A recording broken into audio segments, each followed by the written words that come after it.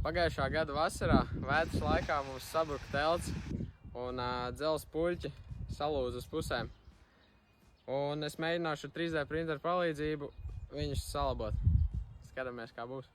Tātad pirmā doma ir tāda, ka 4 no 8 puļķiem ir saplīsuši, bet viņi visi ir saplīsuši vienā un tajā pašā vietā. Un doma ir tāda, ka vienkārši nofleksē to saplīsušo vietu un uzmodelē savienojumu. Bet problēma ir tāda, ka ir arī caurums. Tam būs jātiek kaut kā apkārt.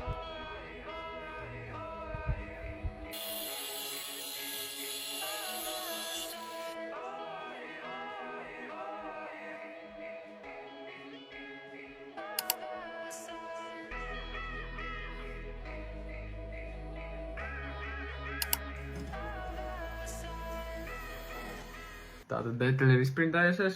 Tagad jāpārbauda, šitā ir testa detaļa.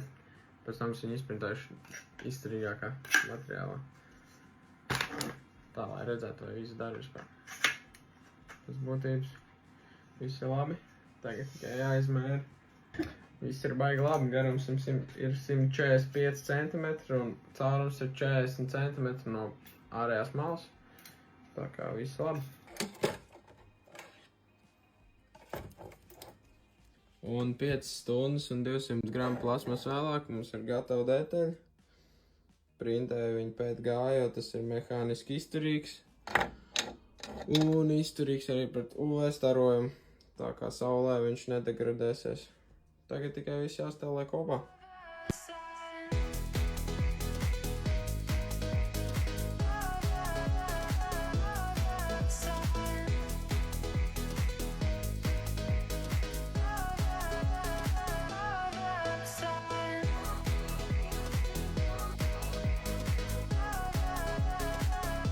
Un darbs ir pabeigts. Lai gan laiks mums baigi nesvētīja, bet visi caurumi bija pareizajās vietās, visi mērījumi bija perfekti un viss izdevās.